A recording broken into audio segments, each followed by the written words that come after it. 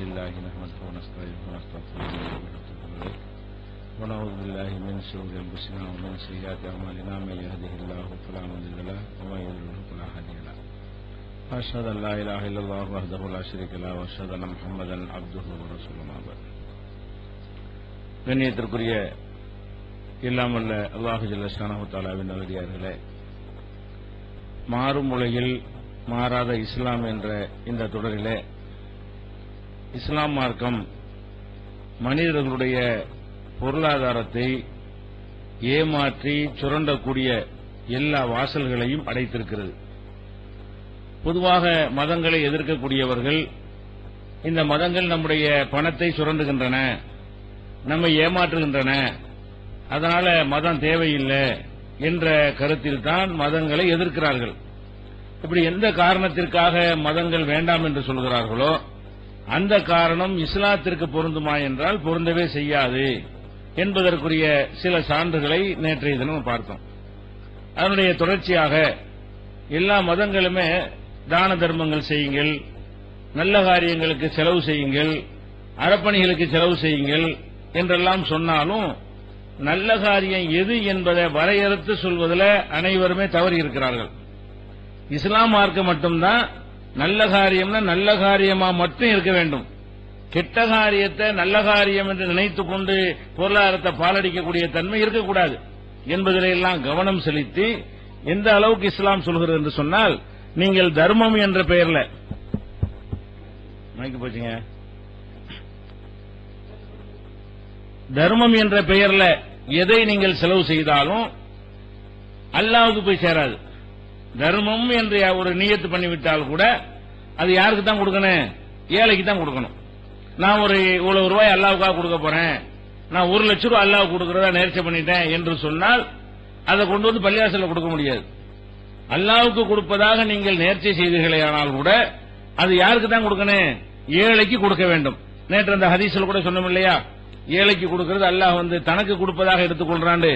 அதே கருத்துப்பட திருக்குர்ஆன்ல சொல்லி காட்டுகிறான், இன் துபுது சதகாத்தி ஃபனிஅம்மாஹிய, நீங்கள் கொடுக்கிற தர்மங்களை வெளிப்படையாக செய்தீர்களேயானால் அதுவும் நல்லதுதான்.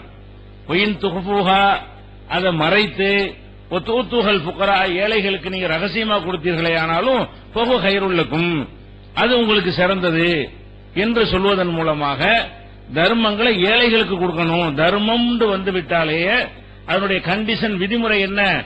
அதை பெறக்கூடியவர் ஏழையா இருக்க வேண்டும். அப்ப அதனால நேர்ச்சை பொருள்களை நீங்க பணக்காரங்களுக்கு குர்பானி எல்லாத்துக்கும் கொடுக்கலாம்ல.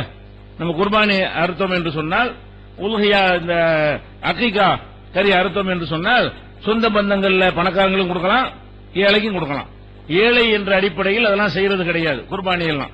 ஆனா நேர்ச்சை என்று அல்லாஹ்வுக்காக நான் இதை செய்யறேன் என்று நீங்களா ஒரு நியத்து வைத்து விட்டீர்களே ஆனால், அது பணமாக இருந்தாலும் வேறு பொருளாக இருந்தாலும் இந்த மாதிரி மாமிசங்களாக இருந்தாலும் உணவாக இருந்தாலும் அதை என்ன செய்யணும்? அதை எல்லாத்தையுமே நீங்க ஏழைக்கு தான் கொடுத்துடணும். அதான் நல்லதுன்னு சொல்லி 2வது அத்தியாயத்தில் 271வது வசனத்தில் எல்லாம் சொல்லி காட்டுகிறான். அதே மாதிரி பொதுவாக இந்த பொருளாதாரத்தை செலவு செய்யறது பற்றி பேசக்கூடிய வசனங்களை எடுத்து பார்த்தீர்களே ஆனால், யஸ்அலூனக மாதா யுன்ஃபிகூன், நபியே உங்கள்கிட்ட என்ன செலவு செய்யறது என்று கேட்கிறார்கள். சஹாபாக்கள் என்ன கேட்கிறாங்கன்னா, நாங்க என்னத்தை செலவு செய்யறது கேட்கிறாங்க. என்னத்தை செலவு செய்யறதுன்னு கேட்கும்போது இதை செலவு செய்யுங்க, அதை செலவு செய்யுங்க, 10% செய்யுங்க, 20% செய்யுங்க, இப்படித்தானே சொல்லணும் பதில். அவன் கேள்வி என்ன கேட்கிறான்? மாதா யுன்ஃபிகூன், நாங்கள் எந்த அளவுக்கு செலவு செய்யலாம் என்று கேட்கும் பொழுது அல்லாஹ் என்ன பதில் சொல்றான்னு கேட்டா, இது கேள்வியே தப்பு. எந்த அளவுக்குங்கிற தப்பு, எதுக்குங்கிறத மெயினா கேட்கணும். செலவு செய்யறது எந்த அளவுக்குங்கிறதை விட நீ பெரிய கோடி கோடி ரூபாய் செலவு பண்ணி வீணான காரியத்துக்கு செலவு பண்ணிட்டா அதுல ஏதாவது பயன் கிடக்குமா? அப்ப கேள்வி கேட்டது நாங்கள் எதை செலவு செய்யறது, எவ்வளவு செலவு செய்ய கேட்கும் பொழுது குல், நீங்கள் சொல்லுங்கள் நபியை, நீங்கள் சொல்லுங்கள், மா அன்ஃபக்தும் மின் கைரின், நல்ல பொருளாதாரத்தை நீங்கள் செலவு செய்தீர்களேயானால் ஃபலில் வாலிதைனி, உன் தாய் தகப்பனுக்கு செய்யப்பா. அவன் எவ்வளவு செலவு செய்யறன்னு கேட்கறான். பதில் என்ன? உன் தாயையும் தந்தையும் கவனி, உன் பெற்றோருக்கு கொடுன்னு சொல்லக்கூடிய ஒரு மார்க்கம். அறப்பணி என்று சொன்னா கோயிலுக்கு கொடுக்கிறது, பள்ளிவாசலுக்கு கொடுக்கிறது, சர்ச்சைக்கு கொடுக்கிறது அல்ல அறப்பணி. அறப்பணி என்று சொன்னால் என்னன்னு கேட்டா, உன்னுடைய பெற்றோரை முதல்ல கவனிச்சியா, தாய் தந்தையை கவனின்னு ஒரு மார்க்கம் சொல்லும்போது எதுக்கு மாத்தனு? தாய் படிச்சவன், ரொம்ப விவரம் தெரிஞ்சவன், அதிகமா அறிவு உள்ளவன், அதிகமா சம்பாதிக்கிறவனுக்கு பெற்றோர் வழங்கல. யாரை கவனிக்க மாட்டேங்கிறான்? அவனுடைய படிப்பின் மூலமாக நம்முடைய தாய் தான் நமக்கு முதன்மையானவங்க, நம்முடைய தகப்பன் தான் முதன்மையானவங்கன்னு தெரியல.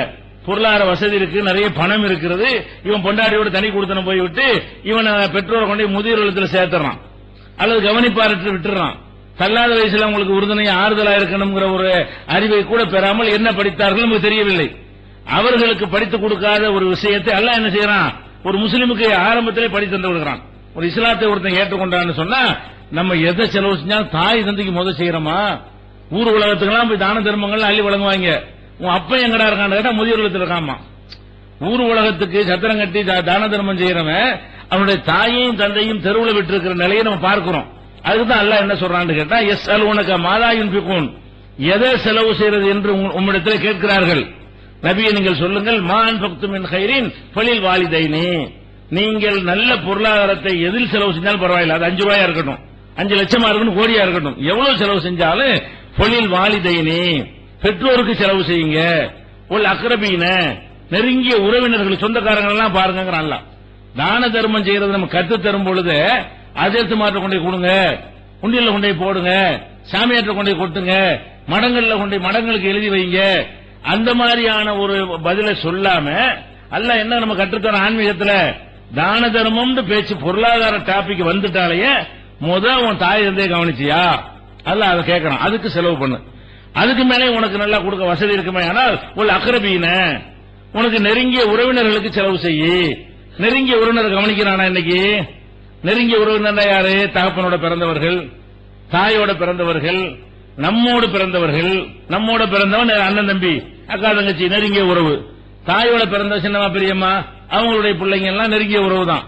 தகப்பனோட பிறந்த சித்தப்பன் பெரியப்பன், இது மாதிரியா நெருங்கிய உறவினர்கள் எல்லாருக்கும் இருக்கிறார்கள். ஆனா எவ்வளவு வசதி உள்ளவர்கள் தங்களுடைய நெருங்கிய உறவினர்கள் கவனிக்கிறாங்களா? வசதி கொடுத்தவர்கள் அவங்க கவனித்தார்களே ஆனால் நெருங்கிய உறவினர் கஷ்டப்படுவாங்களா? எந்த ஒரு குடும்பமா இருந்தாலும் எல்லாரும் பிச்சைக்காரன் இருக்கவே மாட்டான். எந்த ஒரு கோத்திரத்தை எடுத்துக்கொண்டாலும் சரி, அதுல ஒரு பாதி பேர் வசதி உள்ளவனா இருப்பான், பாதி பேர் ஏழையா இருப்பான், அல்ல ஒரு காவாசி வசதி உள்ளவனா இருப்பான், இன்னொரு காவாசி நடுத்தரமா இருப்பான், இன்னும் கொஞ்சம் பேர் ஏழையா இருப்பான், கலந்துதான் இருப்பான். ஒவ்வொருத்தரும் தன்னுடைய சொந்த பந்தங்களை கவனிக்கணும்னு வந்து விட்டாலேயே இப்ப இந்த பிரச்சனை தீர்ந்துரும். ஊரோ ஒரு ஜமாத்த ஒரு இயக்கமோ அரசாங்கமோ கவனிக்க தேவையே இல்லை. அவன் எல்லாம் கூட கூட தந்தான்னு சொன்னா நம்ம ஆடம்பரத்துக்கு செலவு செய்யறதை விட நம்ம அண்ணனுக்கு கொஞ்சம் கொடுப்போம், நம்ம தம்பிக்கு கொடுப்போம், நம்ம தங்கச்சி குடும்பத்துக்கு கொஞ்சம் கொடுப்போம், நம்முடைய பெரியப்பா கொடுப்போம், நம்முடைய சின்னம்மாவை கொடுப்போம். இந்த மாதிரி செலவு இதான் அரப்பணின்னு சொல்லி தர்ற ஒரு மார்க்கத்தை இதுக்கு மாத்தனு. இதானே இப்ப தேவையா இருக்கு உலகத்துக்கு, நாகரிக உலகத்துக்கு ரொம்ப தேவை எது? இதுதான். காசு தான் பொருள் முதல் வாதம் சொல்லிக்கொண்டு எல்லாத்துக்கும் ஃபர்ஸ்ட் காசுங்கிறான். எல்லாத்துக்கும் முதல் நிலை எது? காசு தான் ஃபர்ஸ்ட். காசுக்காக தான் எல்லாமே, மத்த எல்லாம் பின்னாடின்னு சொல்றான். அப்ப இந்த பொருளாதாரம் தான் எல்லாம் என்று நினைத்துக் கொண்டு அதை சேர்ப்பதற்கும் அதை அனுபவிப்பதற்கும் அதை வைத்து ஆடம்பரங்களாக வாழ்வதற்கும் சொகுசாக அனுபவிப்பதற்கும் இந்த பணத்தை திரட்டணும் நினைக்கக்கூடிய உலகத்துக்கு இப்ப என்ன தேவை? இதான தேவை. அப்ப நீ அதையில மாற்ற வேண்டிய இருக்கு. இப்ப நாகரிக உலகத்தில் இந்த பொருளாதாரத்தின் உள்ள மோகம் தாயை கவனிக்க விட மாட்டேங்குது, தந்தையை கவனிக்க விட மாட்டேங்குதுன்னு சொன்னா இப்ப மாற்ற வேண்டியது இதையா அதையா? அதை மாத்தணும். நவீன உலகத்தில் கண்டுபிடித்திருக்கிற இந்த பொருளாதாரத்தின் மீது உள்ள பேராசை கொள்ளக்கூடிய சித்தாந்தம் இருக்க, அது மாற்றப்பட வேண்டும். அதை இஸ்லாம் மாற்றுதா இல்லையா? ஒரு அக்ரபீன நெருங்கிய சொந்தக்காரன் கொடுத்துட்டியா? ஒரு எத்தாமா, அப்ப நான் எத்தீம் அனாதை இருக்கானு பாரு. அல்ல என்ன சொல்றான்? முதல்ல உன் அப்பனை தாய் தந்தையை கொடுப்பா, அப்புறம் சொந்தக்காரனுக்கு கொடு. அதுக்கு மேலேயும் கொடுக்க ஆசை இருக்குதா? தாய் தந்தை இழந்த பேர் எத்தனை பேர் இருப்பாங்க? தகப்பனை இழந்தவர்கள். ஒரு தகப்பன் இருந்தால் பிள்ளை என்ன செய்வான்? அழகான முறையில கவனித்துக்கிறோம், பராமரிப்பான். தகப்பன் இல்லாத பிள்ளைகள் என்ன செய்யும்? நம்ம பிள்ளைகளுக்கு நம்ம தகப்பனான் என்று நம்ம கவனிக்கிறோமே, நம்ம பிள்ளைகள் வீட்டுக்கு போகும்போது ஆசையாக என்ன வாங்கிட்டு வந்து கேட்குத, நம்ம அதுக்கு அதை கொடுத்து இன்பம் அடைகிறோமே. இப்படி ஏக்க எத்தனை குழந்தைகள் இருக்கும் தகப்பனை இழந்த குழந்தைகளுக்கு. அந்த பிள்ளைகள் எத்தனை பேர் இல்ல ஊர்ல இல்லன்னு சொல்ல முடியுமா? பணம் சம்பாதிக்கிறோம், அதுக்கு என்ன செலவழிச்சிருக்கிறான்? அது செய்யணுமா? அது யார் செய்வா? அப்ப அந்த அனாதைகளை கவனிக்கணும் என்பதை இஸ்லாம் என்ன சொல்லுது? அல்லாவுக்காக செய்யற பணிகள் இதுதான். அல்லாவுக்கு செலவு செய்யறதால என்ன செய்யணும்? எத்தனை அனாதை புள்ள இருக்கிற நீ ஓம்புள்ள அனாதைய போயிட்டா இந்த கான்செப்ட் இருந்தா தான் உனக்கு கூட நல்லது. நீ அனாதைகளுக்கு உதவி செய்யணுங்கிற ஒரு மனப்பான்மை எல்லாத்தையும் வந்து விடுமையானால் நீ மூத்தா போய் ஓம்புள்ள நாளைக்கு அனாதை நிக்குமே, அப்ப தெருவில் நிக்காது. அது நீ கொடுத்த மாதிரி எல்லாரும் கொடுப்பானே. எல்லாருமே அனாதையை கவனிக்கணும் என்பதை ஒரு கொள்கையாக லட்சியமா வைத்திருந்தோமையானால் நாளைக்கு நம்ம பிள்ளைங்க அனாதையாவதுன்னு சொல்ல முடியுமா? நம்மள சின்ன வயசுல நம்மள யாரும் அல்ல எடுத்துக்க மாட்டான்னு சொல்ல முடியுமா? நம்ம பிள்ளைங்க தெருவில் நின்றுச்சுன்னு சொன்னா இந்த உதவி செய்யற மனப்பான்மை இல்லாமல் ஒரு ஜெனரேஷன் உருவாகி இருந்தால் நம்ம பிள்ளைக்கு தானே கேடு. அனாதைக்கு உதவி செய்யணும் சுயநலம் கூட இருக்க. அனாதைகளுக்கு உதவி செய்து வந்தால் நாம மூத்தா போய் நம்ம பிள்ளை அனாதையானால் அதுக்கும் சமூகம் உதவி செய்யும், மக்கள் உதவி செய்வார்கள். அந்த மனநிலை ஏற்படுவது நாட்டுக்கு நல்லதா கெட்டதா? இதுதானே சொல்லுது. பொருளாதார கட்டிக்கிட்ட சேர்த்து அரண்மனை வாங்க, காரை வாங்கு, 1 கோடி ரூபாய்க்கு கார் வாங்கு, 7 கோடி ரூபாய்க்கு பங்களா கட்டுன்னு சொல்லி தருவது நல்லதா? அந்த பேராசை தானே இப்ப ஒழிக்க வேண்டி இருக்கிறது. நிறைய சாப்பிட சம்பாரி நல்லா சுகமா அனுபவிச்சுக்க, மேற்கொண்டு இருந்தா இது செலவழிங்களப்பா, நல்ல காரியத்துக்கு பண்ணுங்களேன்னு சொல்றது வந்து இது மத்த எல்லாத்தையும் மாற்றக்கூடிய வகையில் இது இருக்குதா? இதை மாத்திர வகையில் இருக்குதா? மாற்றவே தேவை கிடையாது. அதுக்கப்புறம் எத்தீம்களை பார்த்து முடிச்சுட்டு ஒல் மசாக்கீன், அப்புறம் ஏழைகளை பாரு. இது கொடுத்தது பூரா நல்லா நிறைய பேர் மிச்சம் வச்சிருப்பான். சில பேருக்கு தாய் எந்த கவனிக்கோட மேட்டர் முடிஞ்சு போயிடும், அதுக்கு மேல இருக்காது. அவன் சாப்பாட்டுக்கும் அப்பா அம்மாவுக்கு சாப்பாட்டுக்கும் தான் சம்பாதிக்க முடியும். சில பேருக்கு எல்லாம் கூட கொடுத்தா கொஞ்சம் விரிவுபடுத்தி சொந்தக்காரனும் கொடு, இன்னும் கொஞ்சம் எல்லாம் விரிவா தந்திருந்தான்னு சொன்னா கொஞ்சம் அனாதைகளுக்கு ஒதுக்குவோம். பங்குல இருந்து செய்ய சரி சொந்தக்காரன் கொடுத்தாச்சு, அனாதைகளுக்கு நம்முடைய ஒரு பங்கு போகட்டும், அதுக்குன்னு ஒதுக்கிய செலவு பண்ணுங்க. அதுக்கப்புறம் என்ன சொல்லி காட்டுறாங்களா? ஏழை இருப்பாங்க மிஸ்கின்கள். மிஸ்கின்கள்னா என்ன? போதுமானது இருக்காது, பிச்சைக்காரன் இல்ல. மிஸ்கின்னா 5 ரூபா கொடுங்க 10 ரூபா தேர்வு அவன் இல்ல. மிஸ்கின் என்று சொன்னால் விவாசம்லாம் இருக்கும், ஆனா சாப்பாட்டுக்கு பத்தாது, சம்பாதிக்கிறது கைக்கும் வாய்க்கும் பத்தாம இருக்கும். இந்த மாதிரி உள்ளவனா மிஸ்கின் வாங்க அரபில. மிஸ்கின்களுக்கு கொடுங்க, கையேந்தாமல் வீட்டில் இருந்து எவ்வளவு ஏழைகள் வந்து சுயமரியாதை வாழ்ந்து கொண்டிருக்கிறார்கள், அந்த மாதிரியான மிஸ்கின்களுக்கு செலவு பண்ணுங்க. அதுக்கப்புறம் பக்கத்து வீட்டை கவனிங்க. என்ன செய்யணும்? நம்ம வசதி சாப்பிட பக்கத்து வீட்டில் என்ன செய்வான்? சிரமப்பட்டு இருப்பான். அடுத்த வீட்டில் அதை கவனிக்க மாட்டான், ஏத்த வீட்டில் அப்படி இருப்பான். நமக்கு அக்கம் பக்கத்தில் இருக்கிற வீடுகளை கூட கவனிக்கலாம். நம்ம எல்லாம் என்ன மனுஷன்? எவ்வளவு பெரிய மனித நேயத்தை மார்க்கமாக சொல்லுகிறது. மனித நேயத்தை சும்மா அரசியல்வாதி பேசி போயிடலாம், அது ஒரு விஷயம். எல்லாருமே பேசலாம், அவனுக்கு தேவைப்படுச்சுன்னா தலைப்பு கொடுத்தா தலைப்பில் பேசி போடுவாங்க, அந்த தலைப்பு கொடுத்து அந்த தலைப்பு பேசுவான். அவன் மனிதனை செய்யலாம் மாட்டான். இது ஆன்மீகம். கடவுளை எப்படி வழி, அதான் மதங்கள்லாம் என்னது? கடவுளுக்கு எப்படி பூஜை செய்வது, கடவுளுக்கு எப்படி வழிபாடு நடத்துவது, எப்படி திருவிழா, இதுதான் மதங்கள்லாம் சொல்லித்தரும். இந்த மதம் என்னதை சொல்லித் தருது என்று கேட்டால், நீ மனுஷனுக்கு என்னென்ன செய்யணும் அதுதான் எனக்கு செய்யறது. மனுஷனுக்கு செய்ய வேண்டிய விஷயத்தை நீ கரெக்டா செஞ்சேன்னு சொன்னா எனக்கு செய்யறதாக நான் எடுத்துக்கொள்கிறேன். எவ்வளவு அழகான இது, எல்லாரும் கடைப்பிடிச்சா அவ்வளவு நல்லா இருக்கும். இது நீனும் சேர்ந்து கடைப்பிடுறா, மாத்தணும்னு சொல்றிய, நீனும் சேர்ந்து இதை கடைப்பிடி, உலகமே நல்லா இருக்கும். தெரு தெருவா பிச்சை எடுக்க வர்றான அவனுக்கெல்லாம் யாரும் சொந்தம் இருக்க மாட்டாங்களா? பிச்சைக்காரன வர்றானே அவனுக்கு ஒரு சொந்தக்காரன் கூட இருக்க மாட்டானா? அவனுக்கு கொடுக்கறவளுக்கு வசதி கூட இருக்க மாட்டானா? அவன் கொடுத்துருந்தா இது தெருவுக்கு வர்றான். இவன் கவனிக்காம இருக்கனால வர்றான். ஒருத்தர் கவனிக்காத காரணத்தினால வர்றான். தெருவில் ஒரு பிச்சைக்காரன்லாம் அவனுக்கு யாருமே இல்லைன்னு நினைக்கிறீங்களா? கண்டிப்பா இருப்பார்கள். அவன் ஊர்ல அவனை பிச்சை எடுக்காத வகையில் அவனுக்கு வேலையோ சோறோ போட்டு அவனை பராமரிக்கிறதுக்கு சக்தி உள்ளவங்க இருப்பாங்க, ஆனா செய்யறது கிடையாது. அப்ப இதுகளை எல்லாம் ஆண்மை அல்லாஹ் என்ன செய்யறான்? இதெல்லாம் சொல்லி காட்டுகிறான். அந்த மாதிரி சொந்தக்காரங்களுக்கு கொடுங்க 4:36 இதை சொல்லி காட்டுகிறான். அதே மாதிரி என்ன செய்யறான் அல்லாஹ்? திருக்குர்ஆன் எடுத்துக்கிட்டீங்கன்னா அல்லாஹ்வுக்கு இணை கற்பிக்கிறது இருக்குல்ல, அது மெயின் டாபிக் தானே. நீங்க என்னதான் போட்டு ஜான தர்மம் செஞ்சாலும் சிறுக்க செய்யலாம் அவுட்டு. அல்லாஹ்வுடைய இடத்துல யாராவது வச்சிட்டீங்கன்னா அது அல்லாஹ்வுக்கு பிடிக்காது. அது எந்த கட்டத்திலையும் அதான் ஃபர்ஸ்ட் இடம். அதுதான் எந்த விஷயத்தை அல்லாஹ் போதிக்கிறா இருந்தாலும் முதலிடம் அதை விட்டு அதை இறங்காது. எது ஃபர்ஸ்ட்? தௌஹீத் தான். அல்லாஹ்வுக்கு இணையாக்கிறாத சொல்லிடுறோம். இப்படி அல்லாஹ்வுக்கு இணை கற்பிக்காதுன்னு சொல்ற எல்லா வசனங்கள் எடுத்து பாத்தீங்கன்னா, பல வசனங்கள் எடுத்து பாத்தீங்கன்னா, ரெண்டாவது தாய் தந்தையை சொல்லுவான்ல. அல்லாஹ்வுக்கு அடுத்த தாய் தந்தையை சொல்லணுமா?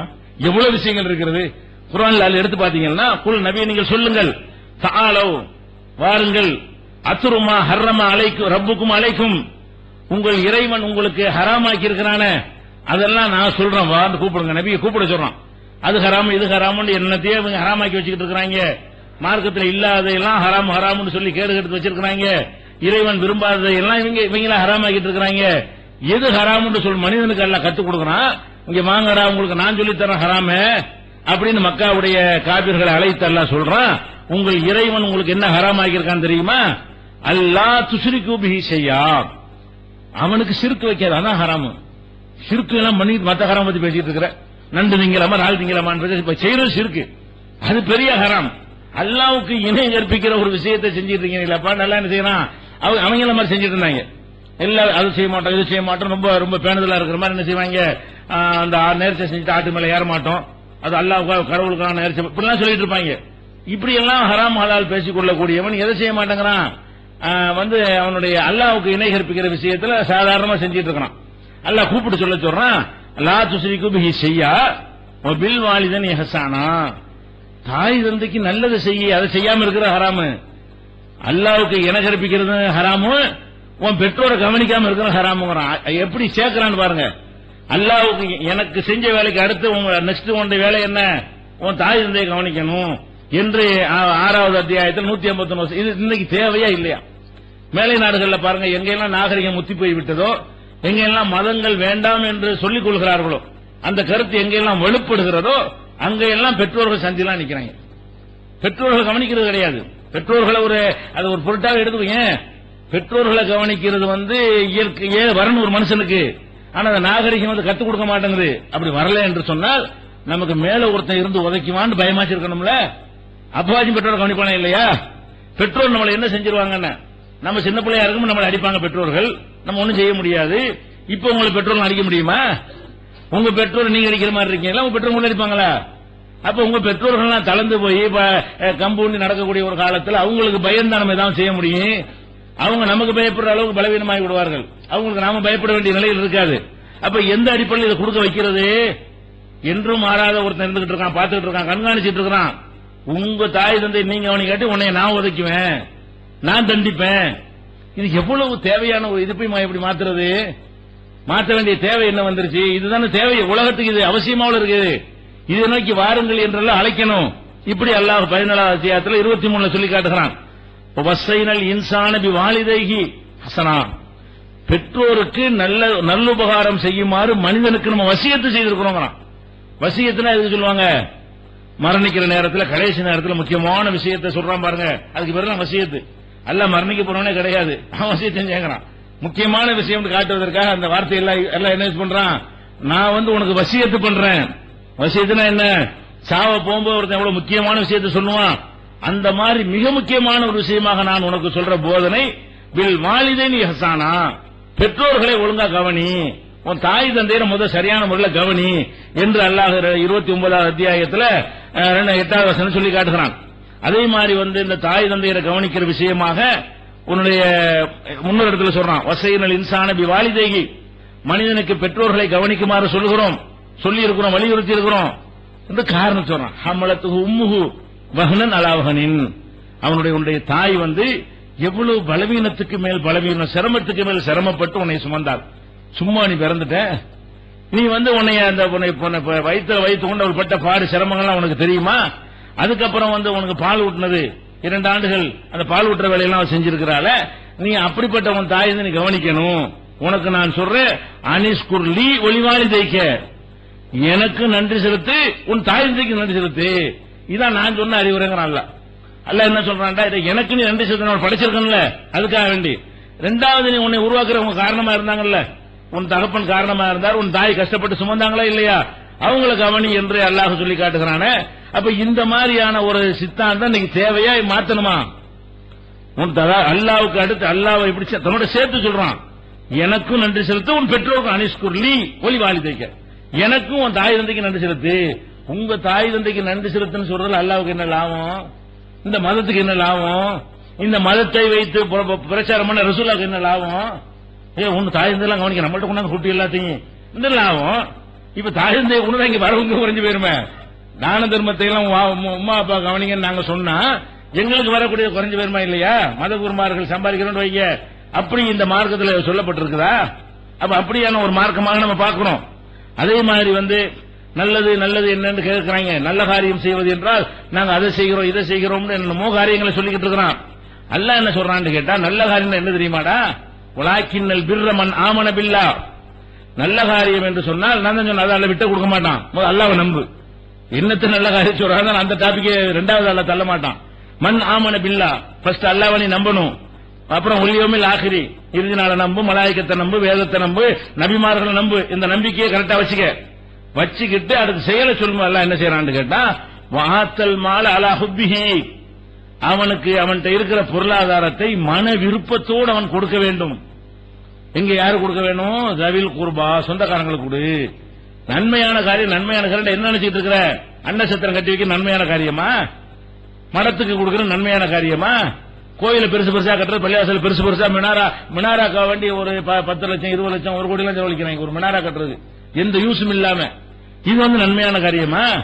நன்மையான காரியம் என்றால் என்னன்னு கேட்டா, மன விருப்பத்துடனே ஒரு கசப்பும் இல்லாம ரவில் குர்பா சொந்தக்காரங்களுக்கு செலவு செய்யி, ஒல் யதாமா அனாதைகளுக்கு செலவு செய்யி, ஒல் மசாக்கின் மிஸ்கின்களுக்கு செலவு செய்யி, ஒபுனு சபீல் திக்கற்றவர்களுக்கு செலவு செய்யி, ஒரு சாயிலின கேட்டு வர்றவங்களுக்கு செலவு செய்யி, ஒபிர் ரிகாபி அடிமைகளை விடுதலை செய்வதற்காக, இப்ப கிடையாது அடிமைகளாம், அடிமையை விடுதலை செய்வதற்காக செலவு செய்யி. நன்மையான காரியம் என்னன்னு கேட்டா இதுதான் நன்மையான காரியம். நன்மையான காரியம் என்னன்னு கேட்கறதுக்கு அல்ல ஆன்சர் என்ன பண்றான்டா, அல்லாஹ் ரசூல நம்புப்பா, இருந்தனாலும் நம்பு, வேதத்தை நம்பு, ஈமான கரெக்டா வச்சுக்க. நெக்ஸ்ட் செய்ய வேண்டிய வேலை என்னன்னா, அல்லாஹ் காசு தந்திருக்கான்ல அதை இந்த மாதிரி காரியம் செலவு பண்ணு.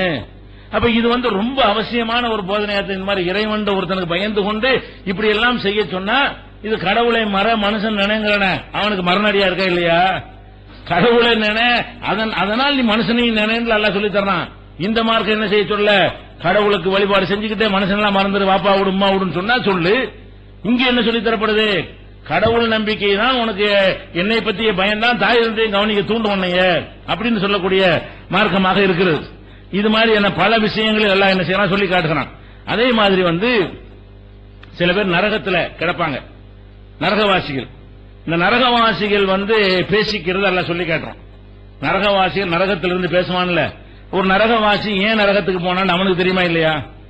சொல்லித்தான் எல்லாம் கொடுப்பான். நரகத்துக்கு போனா சும்மா இப்படி தள்ளி விட்டுருவாங்க, அப்படி தள்ள மாட்டான். யார் நரகத்துக்கு போறா இருந்தாலும் அவனை கூப்பிடுவான், இந்தா இத புடி, எதை புடி, உன் நன்மை தீமையுடைய அந்த பேப்பரை புடி, உன்னுடைய கித்தாபை புடிமா, இருக்கிற கித்தாபுக்க உன்னுடைய கித்தாபை நீ வாசிச்சு பாரு, கபாபி நப்சிக்கல் யௌம அலைக ஹசீபா, உனக்கு மார்க் போடுறது நீனே போதும், வேற யாரும் போட வேண்டியது இல்ல. இதுக்கு என்ன மார்க் போடலாம்னு சொல்லு. நம்ம செஞ்ச அமல்லாம் இல்ல ரெக்கார்ட்லாம் பண்ணி நம்ம செஞ்ச அக்கிரமானியா எல்லாத்தையும் பட்டியல போட்டு இதாண்டா நீ செஞ்சது, நம்மளே மறந்துட்டு மும்பிட்ட செஞ்சோம், எல்லாம் பாவமா இருக்கும், ஒன்னும் நல்லதா இருக்காது. இவ்வளவுக்கு போட உனக்கு என்ன செய்யறது நீ சொல்லு அப்படின்னு நல்லா கேட்பான். அதுல என்னென்ன பிரதானமா வீடு எல்லாம் போட்டு நிறைய வச்சிருப்பானே இல்லையா? முதல் கிரேடா செஞ்ச நீ பாவம், ரெண்டாவது எல்லாம் செஞ்ச படிச்சு பார்த்துட்டு அப்ப நம்மள அல்லா தள்ளுறான்னா இது எது செய்யணும் தெரிஞ்சிடும், எது எதுக்கு நம்மள நரகத்துல தள்ளுறான்னு தெரிஞ்சிருமா இல்லையா? அதனால நரகவாசி ஒருத்தன் சொல்றான்னு சொன்னா, சொல்வதாக அல்லாஹ் எடுத்து சொல்றான்னு சொன்னா அவனா சொல்றது இல்ல, நரகவாசிக்கு வந்து அல்லாஹ் சொல்லி அவனை உள்ள தள்ளி இருக்கிறான். அவன் சொல்றானா, ஏண்டா வந்து நீங்க மா சலகக்கும் ஃபீ சகர், ஏண்டா நீங்க நரகத்துக்கு வந்தீங்க அப்படின்னு கேட்கும்போது, லம் நக்கும் மினல் முஸல்லீன், நாங்க வந்து தொழக்கூடியவர்களாக இருக்கவில்லை. ஒன்னு அல்லாஹ்வுக்கு செய்யற விஷயம். வலம் நக்கும் நுத்இமுல் மிஸ்கீன், மிஸ்கீனுக்கு சோறே கொடுக்க மாட்டோம், ஏழைக்கு சாப்பாடு கொடுக்கிற கான்செப்ட் நம்மகிட்ட கிடையாது. நரகத்துக்கு ஏண்டா வந்தீங்கன்னா தொழுகாதையும் ஒரு காரணமா சொல்றான், அது ஆன்மீக விஷயம். தொழுகாதனால வந்த ரைட் வைக்க. அடுத்தது அல்லாஹ் என்ன சொல்றான், நரகவாசி என்ன சொல்றான், வலம் நக்கும் நுத்இமுல் மிஸ்கீன், மிஸ்கீன்களுக்கு நாங்கள் சோறு போட்டதில்ல, அப்ப சம்பாரிச்சா நாங்களே வச்சுக்கிட்டோம், எவ்வளவு சம்பாரிச்சா எங்களுக்குரிய நினைச்சுக்கிட்டோம், ஏழை பாளையங்களை கவனிக்க மாட்டோம், இப்படி நடந்ததுனால எங்களை எல்லாம் கொண்டு போட்டான்னு சொல்றான். அப்ப ஒரு மனிதன் வந்து இந்த கடமைகளை தாய் தந்தையர் பெற்றோர் சொந்த பந்தத்தை கவனிக்க தவறிவிட்டானேயானால், ஏழைகளை கவனிக்க தவறி எல்லாம் கொடுத்து இருந்தும், வசதி கொடுத்து இருந்தும், அவன் குடும்பத்தை சில போதுமான வருமானத்துக்கு மேல மிச்சமாக அல்லாஹ் கொடுத்து இருந்தும் கவனிக்க தவறிவிட்டானேயானால் அவனுக்கு அல்லாஹ் கொடுக்கக்கூடிய பனிஷ்மெண்ட் என்ன, நரகம். எப்படி வந்து வணக்க வழிபாடுகளை செய்யாட்டி நரகம் கிடைக்கிறதோ அந்த மாதிரி இந்த அறப்பணிகளை செய்யாட்டால் நரகம் செய்ய தூண்டுறது ஒரு பக்கம், செய்யாட்டி நரகம். இப்படி ஒரு நம்பிக்கை வந்தா எவ்வளவு பெரிய நன்மை உலகத்துக்கு ஏற்படும். தாய் தந்தை வந்து வயசாயிட்டாங்கன்னா கொடுக்க தேவையில்லை, இந்த ஏழை பையனை என்ன செஞ்சிருவான், இந்த பிச்சைக்கார பையனை என்ன செஞ்சிருவான் நினைச்சு கொடுக்காம இருக்கிறோம்ல, அவன் ஒண்ணும் பண்ண மாட்டான், அவன் பண்ணுவான்ல. அந்த ஏழை பணங்க ஏழை உங்களை என்ன செஞ்சிருவான் கொடுக்காட்டி, பிச்சைக்காரனுக்கு ஒண்ணும் கொடுக்கணும் என்ன செஞ்சிருவான், ஒன்னும் செய்ய முடியாது, உங்களோட பலவீனமா இருக்கான், அவனால் ஒன்னும் செய்ய முடியாது. வேற யாருதான் உங்களை என்ன செஞ்சிருவா, ஏன்டா கொடுக்கலன்னு அரசாங்கம் கேட்குமா? கேட்காது, யாருமே கேட்க மாட்டாங்க. ஒருத்தன் கேட்பானே, நீ கொடுக்கலன்னு அங்க விசாரணை இருக்குது. அப்ப இந்த பயம் வரும் பொழுது மனிதன் கொடுக்கக்கூடியவர்களாக மாறினா உலகத்துக்கு நல்லதா கெட்டதா? இந்த காலத்துக்கு தேவையா இல்லையா, ரொம்ப தேவையா இல்லையா? ரசூலுல்லாஹ் காலத்தில் இருந்ததை விட இன்றைய காலத்துக்கு பாத்தீங்கன்னா இது ரொம்ப மஸ்ட் அவசியமான போதனையா இருக்கிறது. இதான் மனுஷனுக்கு இன்னைக்கு தேவையாக இருக்கிறது. இதை வந்து பாக்குறோம். அதே மாதிரி வந்து நல்லடியார்கள் செய்யற, இது வந்து 74வது அத்தியாயத்தில் 44வது வசனத்தில் இதெல்லாம் சொல்லி காட்டுகிறான். அதாவது நரகத்துக்கு சொர்க்கத்துக்கு போறதா இருந்தா கணவாயை கடக்க வேண்டும். ஃபலக் தஹமல் அகபா, ஒரு கனவா என்ன ஒரு பள்ளத்தாக்கு, அந்த பள்ளத்தாக்கு கடந்தா எங்க போகணும்? சொர்க்கத்துக்கு போகணும். பள்ளத்தாக்க கடக்கலன்னா உளுந்த நரகம் தான் அப்படிங்கிற ஒரு ஊமையாக அல்லாஹ் சொல்லி காட்டுறான். ஃபலக் தஹமல் அகபா, இந்த கனவாயை அவன் கடக்க வேண்டாமா? உமா அதராக மல் அகபா, கனவாண்ட என்னன்னு தெரியுதா? அல்லாஹ் கேட்கிறான். கனவாயை முதல்ல நீ கடக்க வேண்டும். கனவாயை கடந்தால் தான், பள்ளத்தாக்கை கடந்தால் தான் எங்க போக முடியும்? சொர்க்கத்துக்கு போக முடியும் அப்படின்னு சொல்லிட்டு உமா அதராக மல் அகபா, கனவாயின்ற என்னென்ன சொல்ற விளங்குது? அல்லாஹ் வந்து ரசூலுல்லாஹ்ட்ட கேட்கிறான், உனக்கு தெரியுமா? கேட்டுட்டு கனவாய் என்று சொல்வது ஃபக்கூர் அகபத்தின், அடிமைகளை விடுதலை செய்யறது. அந்த காலத்துல மனுஷன் காசு கொடுத்து மனுஷனை வாங்கி அடிமையை ஆடு மாடு மாதிரி வச்சுக்கிட்டு இருந்தான். அவனுக்கு எந்த விதமான உரிமையுமே இருக்காது. வேலைக்காரன் மாதிரி கிடையாது அடிமை. வேலைக்காரனுக்கு உரிமை இருக்கு, நினைச்சா போடான்னு மாத்திடுவான் முதலாளிய. அடிமைக்கு ஒண்ணுமே பண்ண முடியாது. ஒரு ஆடு மாடுக்கு என்ன சுதந்திரம் இருக்காதோ அதே மாதிரிதான் மனிதர்கள் இன்னைக்கு நடத்தப்பட்டாங்க. அதை விடுதலை செய்வதற்காக வேண்டி அல்லாஹ் எப்படி சொல்றான்னு கேட்டா, நீ சொர்க்கத்துக்கு போக ஆசைப்பட்டேன்னு சொன்னா, அடிமையா இருக்கிறான்ல அவனை காசு கொடுத்து வாங்கி, அவனும் காசு கொடுத்தான வாங்கிருப்பான், அவன் நஷ்டப்படக்கூடாது. அதனால காசு கொடுத்து வாங்கி ஓடு, இன்னையிலிருந்து அடிமை இல்ல. ரூபாயை கொடுத்து அடிமையை விலைக்கு வாங்கிடுறது. வாங்கின பிறகு இன்னையிலிருந்து அவன் அடிமையா இருந்தீல, அவனுக்கு ரூபாயை கொடுத்துட்டேன், அவன்கிட்ட உன்னை மீட்டுட்டேன், இன்னையிலிருந்து நீ ஓடு, எனக்கு உனக்கு சம்பந்தம் இல்ல, நீ சுதந்திரமா இருந்துக்க. இப்படிதான் அடிமைகள் ஒழிச்சிச்சு. அடிமைகளாக இருந்தது எப்படி ஒழிக்குது? கனவாயை கடக்குதல் என்பதுல முதல் விஷயமாக ஃபக்கூர் அகபாத். இதுல என்ன அல்லாஹ்வுக்கு என்ன லாபம்? இதுல நபிகள் நாயகத்துக்கு என்ன லாபம்? இந்த மதத்தை கட்டிக்காக்கக்கூடிய மத குருமார்களுக்கு இதுல என்ன லாபம்? அடிமையா இருந்தா நமக்கு என்ன, அடிமை விடுதலை செஞ்சா நமக்கு என்னங்கிறேன். இதுல ஒண்ணும் கிடையாது. இதுல என்ன இருக்கு? படைச்ச இறைவன் என்ன பாக்குறான்னு கேட்டா, நீ மனுஷனா பிறந்த நீ மனுஷனுக்குரிய வேலையை ஒழுங்கா செய்யறியா? மனுஷனுக்கு நன்மை செய்யறியா? உன் சுற்று வட்டாரத்தில் ஒரு அடிமை உன்னை மாதிரி ஒரு மனுஷன் வந்து சுதந்திரமா பிறந்து பெற்று அடிமையா இருந்துட்டு இருக்கானப்பா, உனக்குள்ள எந்த சுதந்திரமும் உனக்கு இல்ல, அவன் பேர்ல சொத்து இல்ல, அவன் பேர்ல எந்த விதமான சுதந்திரமும் இல்ல, அந்த மாதிரி இருக்கிறானப்பா, அவனை பத்தி நீ சிந்திக்கணுமா இல்லையா? அவனை பத்தி நீ கவனிக்கணுமா இல்லையா? எவன அடிமையா இருந்து எனக்கு என்ன இப்படி இருக்கிறது என்று சொல்லிட்டு இதை நீ கடக்கணும். கனவாய கடக்கிறதுன்னா இதை செய்யும். முதல்ல அடிமையில் இருக்கிறவங்கள என்ன செய்ய? விடுதலை செய்வதற்கு பாடுபடு. அப்ப அடிமை இன்னைக்கு இல்லாட்டாலும் இந்த கான்செப்ட் என்ன? அடிமை இன்னைக்கு இல்லாம இருக்கலாம். அல்லாஹ் நம்மள்ட்ட எதிர்பார்க்கிற விஷயம் என்ன என்று சொன்னால், மனுஷனை கவனி. மனுஷன் உன்னை சுத்தி இருக்கிற மனிதன் கஷ்டப்படும் பொழுது நீ எப்படி அவனை விட்டுட்டு சொர்க்கத்துக்கு நீ போயிட முடியும்? அவனுக்கு ஒண்ணும் செய்யாம அவன் விடுதலைக்கு பாடுபடாம நீ சொர்க்கத்துக்கு ஆசைப்படுறியா? இப்படின்னு கேட்கிறான். ஒன்னும் ஒரு கனவாயக்கா அவ் இத்ஆமுன் ஃபீ யௌமின் ஸீ மஸ்கபா, சிரமமான கஷ்டமான காலத்தில் ஏழைகளுக்கு உணவளித்தல். ரொம்ப பஞ்சம், சாப்பாடு கஷ்டப்பட்டு இருக்காங்க, மக்களுக்கு சோறே கிடைக்கல, நமக்கு எல்லாம் பரக்கத்தை தந்திருக்கிறான், நம்ம சாப்பாடுக்கு இன்னொரு 10 பேருக்கு சாப்பாடு கொடுக்கலாம், 2 பேருக்கு சாப்பாடு கொடுக்கலாம், 100 பேருக்கு சாப்பாடு கொடுக்கலாம், 500 பேருக்கு சாப்பாடு கொடுக்கலாம், அல்லாஹ் நமக்கு பரக்கத்தை தந்திருக்கிறான். அப்படி யாருக்கா அல்லாஹ் கொடுத்திருப்பானே. ஆனால் அடுத்து இவன் கனவாயை கலக்குது என்ன செய்யணும்டா? காசை வைத்துக் கொண்டு இதை செஞ்சாதான் சொர்க்கத்துக்கு போக முடியும். எதை செய்யணும்? உன்னுடைய பொருளாதாரத்தை கொண்டு அடிமைகள் இருந்தா அவங்களை விடுதலைக்கு நீ பாடுபடு. அப்படி அடிமை இல்லாத காலத்துல, அடிமை இருக்கிற காலத்திலையும் அதுக்கு செலவழிச்சது போக கொஞ்சத்தை எதுக்கு செலவழி? சாப்பாடு கொடுப்பா, சோறு கொடு. எத்தனை ஏழைகள் இருக்கிறாங்க, மாசம் எங்கள்ட்ட 2000 ரூபாய் நான் தர்றேன்னு சொல்றோம், எத்தனை பேர் இருக்கிறோம்? அல்லாஹ் பரக்கத்தா தந்திருக்கான்ல. 1 லட்சம் 2 லட்சம் மாசம் சம்பாதிக்கிறான். ஏன்னா ஒரு 4 ஏழையை நீ பொறுப்பெடுத்துக் கொண்டு ஒரு மாசம் நாங்க 2000 ரூபாய் வாங்கிக்கிறோமா என்று வந்து அப்படின்னு சொல்லியிருக்க என்னைக்காவது? எத்தனை விதவைகள் இருக்காங்க, கணவனால் கைவிடப்பட்டவங்க இருக்கிறாங்க, எத்தனை முதியவர்கள் இருக்கிறாங்க, பெற்றோர்கள் கைவிடப்பட்டவங்க நமக்கு தெரியுது. அப்ப அந்த லிஸ்டை எடுத்துக்கொண்டு இதுக்கு நான் பொறுப்பு, அவங்களுக்கு நான் உதவி செய்யறேன், என்னிடத்துல வந்து அங்க சோறு ஆக்கி போடுறது. அந்த காலத்துல சோறுங்கிறது அப்படி சொல்லப்படுது, சோறு மேட்டர் கிடையாது. காசு கொடுத்தா வேணுங்கிறத வாங்கிடுவான். இந்த காலத்துல சோறா கொடுக்கறது எதுன்னு பெற்று, சோறாய் கொடுத்தா விரும்பினதை சாப்பிடுவான், இடத்துக்கு தூக்கி போட்டு போயிடுவான். காசா கொடுத்தோம்னா வேணுங்கிறது வாங்கிக்கிறான், தேவையானதை வாங்கிக்கிறான். நீ உன் ரேஞ்சுக்கு என்ன பிரியாணி கொடுத்தீங்கன்னா அந்த காசை அவன் கொடுத்தா 3 நாளைக்கு சோறு திம்பான். நம்ம ஒரு நாளைக்கு பிரியாணிக்கு அவன் கொடுத்தோம்னு சொன்னா ஒரு வேலைக்கு அவன் திம்பான். அந்த காசுக்கு ரூபாயை கொடுத்தா 200 ரூபாய் கையில கொடுத்தா என்ன செய்வான்? 3 நாளைக்கு அரிசி வாங்கி சாப்பிட்டுருவான். அப்ப நம்ம என்ன செய்யணும்? இந்த மாதிரி நம்ம திங்க் பண்ணணும். இந்த மார்க்கத்தில் இருக்கக்கூடியவர்கள் இப்ப இல்லாவிட்டால் நீயத்து வச்சுக்கணும், இறைவன் எங்களுக்கு தருவானே, ஆனால் எங்க வாழ்நாளை எப்படியா 2, 3, 4, 10, 50, 100 பேருக்கு நாங்கள் பொறுப்பேற்றுக்குருவோம், எங்களால எந்த உதவியை செய்வோம்னு சொல்லி அதான் கனவாய கிடக்கிறது. சொர்க்கத்துக்கு நீங்க போக ஆசைப்பட்டீங்கன்னா இதையெல்லாம் செய்யுங்கள் அப்படின்றது அல்லாஹ் சொல்லி காட்டுறான். அப்புறம் யதீமன் தா மக்ரபா, உனக்கு நெருங்கிய சொந்தக்கார அனாதை இருக்கானான்னு பாரு. சொந்தக்கார அனாதை நீங்க பாக்குறவங்க, ஒரு குடும்பத்தில் ஒரு அனாதையா இருப்பான், அவன் பெரியப்பா இருப்பான், கவனிக்க மாட்டான். தம்பியுடைய புள்ள மூத்தா போயிருக்க, தம்பி மூத்தா போயிருப்பான், தம்பியுடைய புள்ள அனாதையா நிற்கும். அல்ல அண்ணன் மூத்தா போயிருப்பான், அண்ணன் மூத்தா போன அண்ணன் புள்ள அனாதை தானே. அப்ப இந்த தம்பிக்கார என்ன செய்யணும்? நம்ம அண்ணன் மகனாச்சே அப்படின்னு சொல்லி கொடுக்கறதுக்கு பதிலா அம்புட்டு சுத்தி அபகரிச்சு தெருவில் விட்டுருவாங்க. என்ன நடக்கிறது? அப்ப இல்லாத கொடுக்க கடமைப்பட்டவன் என்ன செய்யறான்?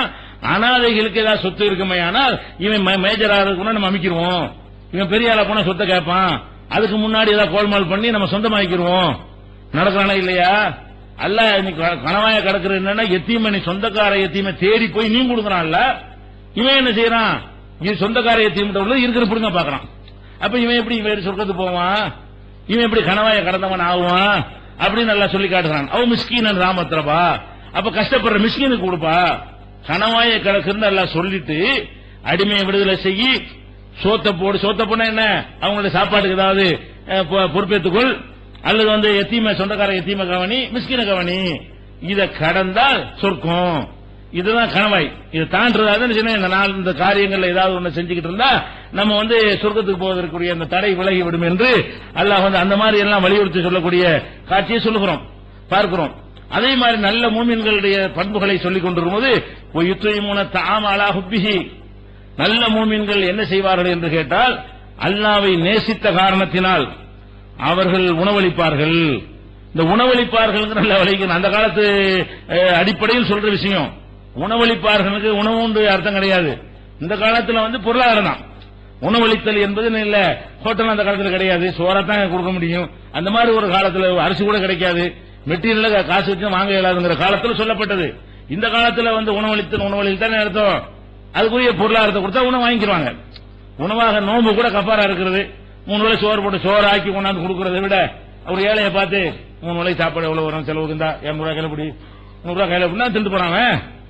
அந்த மாதிரி என்ன செய்யறது? அது பெற்ற சிறந்த முறை பொருளாதாரத்தை கொடுக்கிறது. அப்ப யுத்தைமூன தஆமலா ஹுப்பிஹி, அல்லாஹ்வை நேசித்த காரணத்திற்காக வேண்டி மிஸ்கீனுக்கும் யதீமுக்கும் வாசிகரா கைதிகளாக இருப்பவர்களுக்கு உணவளிக்கிறார்கள். மூமின்கள் நல்லவர்களுடைய பண்பு இதுதான் என்று அல்லாஹ் சொல்லி காட்டுகிறான். அப்ப இன்னைக்கு பொருளாதார அடிப்படையில் மக்களுக்கு உதவி செய்வதை அல்லாஹ்வுக்கு செய்யற உதவியாக இந்த மார்க்கம் சொல்லுது. இப்படி எல்லாரும் செய்ய ஆரம்பிச்சா இது உலகத்துக்கு எவ்வளவு சேமம், இது மாதிரி எல்லாரும் நடக்க ஆரம்பிச்சா உலகத்துக்கு எவ்வளவு நன்மை. இது மாதிரியான சித்தாந்தம் என்னத்துக்கு மாத்தணும்? இது மாதிரியான சித்தாந்தம் நோக்கி தானே எல்லாரும் இழுக்கணும். இது மாத்திர விஷயமா இல்லையே அப்படின்னு பாக்குறோம். நபிகள் நாயகம் ஸல்லல்லாஹு அலைஹி வஸல்லம் கேட்கிறாங்க, ஐயுல் இஸ்லாமி கைருன், இஸ்லாத்துல ரொம்ப நல்ல காரியம் ஒன்று சொல்லுங்கிறாங்க. ஒரு சஹாபி கேட்கிறாரு, ஐயுல் இஸ்லாத்துல எல்லாம் நல்ல காரியம் தான், ரொம்ப நல்லது இருக்கும்ல, அதை கேட்கிறாங்க. ஐயுல் இஸ்லாமி கைருன், இஸ்லாத்திலேயே ரொம்ப நல்ல காரியம் என்ன? அப்ப ரசூல் ஸல்லல்லாஹு அலைஹி வஸல்லம் சொன்னாங்க, துத்தைமு தாம், உணவளிக்கிறது தான் நல்ல காரியம். இஸ்லாத்திலேயே நல்ல காரியம் சொல்றதா இருந்தா ஒரு முஸ்லீமா இருக்கிறவன் செய்யற நல்ல காரியம் என்னன்னு கேட்டா உணவளிக்கிறது. உணவளிக்கிற என்ன? உணவு இல்லாமல் இவ்வளவு காசு இல்லாமல் உணவு இல்லாமல் இருக்கிறார்கள். உணவு இல்லாம இல்ல, காசு இல்லாதனால தான் உணவு இல்லை, தவிர உணவு எல்லாம் கிடைக்காம இல்ல. அப்ப உணவு காசு இல்லாம பொருளாதாரம் இல்லாம இருக்கிறார்கள். அவங்களுக்கு இந்த பொருளாதாரத்தை ஒரு மாசத்துக்கு நான் பொறுப்பு, 10 நாளைக்கு நீ சாப்பிட்டுக்க, ஒரு வருஷத்துக்கு மாசம் மாசம் வாங்கிக்க என்று அவங்களுடைய உணவுக்காக வேண்டி பொறுப்பை ஏற்றுக்கொள்வது இருக்குது. இதுதான் ஃபர்ஸ்ட். இஸ்லாமில் செய்யற ஒரு காரியத்தில் மிகச்சிறந்தது எதுன்னு கேட்கும் பொழுது முதல் இடமாக இதை சொன்னார்கள். இரண்டாவது என்ன சொன்னார்கள்? தக்ரவு சலாம அலாம நரப்தம் அல்லம் தாரிஃப், உனக்கு தெரிஞ்சவன் தெரியாதவன் எல்லாத்துக்கும் சலாம் சொல்லும். அது சகோதரத்தை உண்டாக்கும். தெரிஞ்சவனுக்கு தான் சொல்றதுன்னா தனியா மனுஷனை பிரிச்சிடும், தெரியாதவனுக்கு திரும்பிட்டு போற மாதிரி வந்துடும். யாரை பார்த்தா அஸ்ஸலாமு அலைக்கும் சொன்னா ஆள் தெரியுதுன்னு தெரியாம போகணும், முஸ்லீமா இருக்கட்டும், யாரா இருக்கட்டும், முஸ்லீம் இல்லாதவனா இருக்கட்டும், எல்லாம் அடங்கினதுல தெரியாதவன் எல்லாம் தெரியாதவன முஸ்லீமா இல்லையான்னு கூட தெரியாம இருக்கலாம். தெரிஞ்சவனுக்கும் நீ சலாம் சொல்லு, தெரியாதவனுக்கும் சலாம் சொல்லு. இஸ்லாமில் இரண்டாவது சிறந்த காரியம். ஒன்னு உணவு என்பது அவனுடைய பசியை போக்குவதற்கு உதவுற காரணம் முதல் இடத்துல வந்துருது.